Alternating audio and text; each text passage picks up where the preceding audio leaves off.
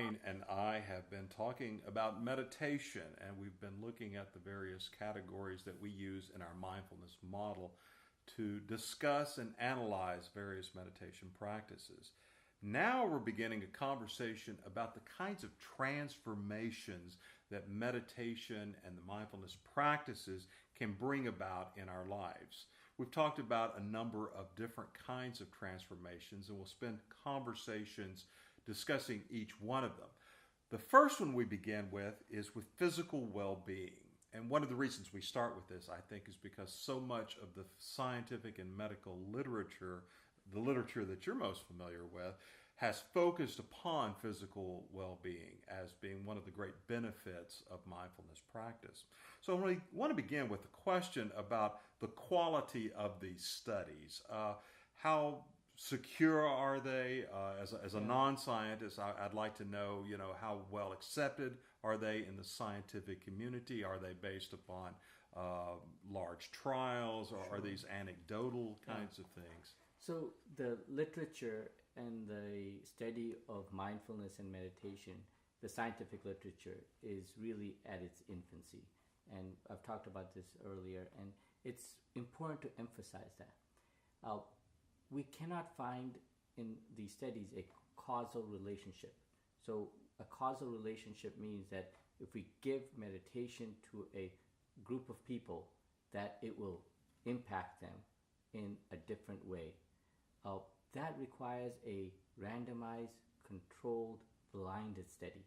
And it's hard to blind people and tell them that they are or not doing meditation, because a meditation involves the mind and awareness, obviously. So let me just stop you here for a moment, make sure I'm clear about this. So I can see how you might be able to conduct a study that tries to measure the effectiveness of, say, a medication, because you're giving two different groups a pill. One could be a placebo, exactly. One could be the other, and they don't know which is which. But you can't do that with meditation, because if you have one group that's meditating and one group that's not, then it's not randomized. Correct. Simply because one group knows what's going on. It's randomized, but it's not blind. It's not blind. Okay. Yeah. Very good. So, however, we can give one group meditation, and we can give the other group, say, exercises or some other traditional conventional therapy. What we're finding in various studies is that when we give mindfulness and meditation as an activity, we can see a reduction in anxiety, in depression, and in pain, comparable to other activities, even medications. And so it's important to remember that there are therapeutic modalities within the practice of mindfulness and meditation. And the best part about it is it has no side effects. Just imagine if a medication you took had no side effects, and it was extremely beneficial. Why wouldn't we use it? Yeah. Well, one of my responses to your litany of various scientific studies that seem to suggest that meditation is very beneficial is almost kind of skepticism. It's like, oh, this news is almost so good, it's hard to believe that's actually true. Is there any kind of evidence that suggests that perhaps meditation and mindfulness have deleterious effects when it comes to physical well-being? No. We know that meditation and mindfulness is quite effective in helping us in relaxing, in decreasing our blood pressure. It changes our oxygen consumption, and also psychological benefits. However, it should not be substituted for when we need a medication for hypertension, or when we need an antibiotic for an infection, or any other way for boosting our immune system. So it's a complementary practice, but it is not a substitute practice for medications. One of the things that interests me about the practice of meditation from a philosophical point of view is the way it impacts a traditional philosophical issue, which is the relationship of mind and body, or what we sometimes call spirit and body, or soul and body. It's an idea that I'm sure you're familiar with. Virtually all spiritual, philosophical disciplines and traditions in some way separate the body from what they might call the soul or the spirit or the mind. And once you do that separation, it's kind of hard to sort of bring the two back together. Philosophically speaking, this issue goes all the way back to Rene Descartes in the 17th century, who really identified his personality, his true self, with his mind. He famously said, "I think, therefore I am," a phrase that a lot of people had heard. But once he did this, he had a difficult time explaining how it is that the mind can shape the body, or how the body affects the mind. Because once you make this separation, the question is, what is their connection? So, Mark, you talked about this separation of the mind and the body, which is so common in our thinking in the West. In fact, that is the way we think about things, or we used to think about things in science. We thought that the body was functioning on its own with no relationships to the mind. Again, we've talked about the various studies on meditation and mindfulness in the 60s and 70s brought the two together.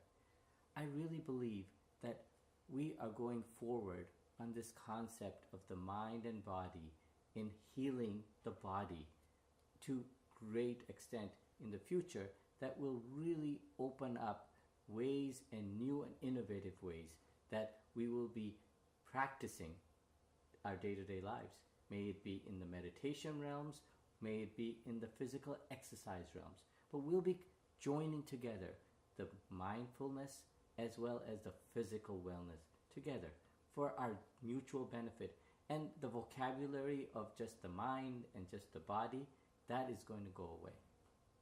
Well, in fact, I think we see it sort of moving in this direction with the rise of a whole new word known as neuroplasticity, which is a word probably we didn't hear of 20 years ago, but now it's become very common, particularly among those who do research and meditation studies. Could you comment a little bit more about what neuroplasticity is? So the idea of neuroplasticity is that our brains are not constant. Our brains are changing. In fact, we can change our brains by doing various activities, which may be physical activity, like walking, swimming, exercising, or by doing mental activities. And a number of studies have looked at the brain of meditators. And what we find is that their brain mass, as well as the brain connectivity, changes after meditation experiences. And so neuroplasticity really talks about this idea and concept that we are not constant beings in our mind and our brain, but we are dynamic beings. We are people who can begin to now explore the vastness of the mind at any stage in our life. Just as we can, and we've known, we can grow our muscles, we can grow our brains and our minds. Well, you're suggesting that this idea that we have kind of a power over our brains by use of our minds suggests that there may be a future that we as human beings can take conscious control over. So we're familiar with this idea of evolution and the notion that evolution moves according to natural selection. Is there within this notion the idea that we might be able as human beings to take conscious control of our evolution? And if we can, any ideas where we might be headed? Absolutely. So we are evolving. And we're evolving in a new dimension, I believe, which is going to be our consciousness in our mental capacity growing. In many ways, brute physical strength was beneficial at one time. But as we evolve as human beings, we're going to be more mindful human beings, and that will make us more compassionate. It will make us more peaceful. It will make us more insightful. All of these things which are in the realms of mindfulness. And what I really believe, that if we want to prepare our children and even ourselves and our grandchildren for the future, the practice of meditation and mindfulness will be so critical. Just as reading and writing, just as walking and exercise was critical when we grew up and we started talking about those things. No one really told us that we need to do and practice meditation and mindfulness. We seem to happen to pick up on it from an older brother or from a lesson or someone we met or travels that we may have done. Well, now we need to hardwire the practice of meditation and mindfulness, because the next generation and the generations which come afterwards are going to be evolving with these practices, and they need the tools, they need the skill sets of knowing how to meditate and how to practice and become more mindful. The subtext of what you're saying, though, is that this is a decision that we have to make. In other words, there's nothing necessary or ineluctable about the idea that we might be evolving in a more conscious way.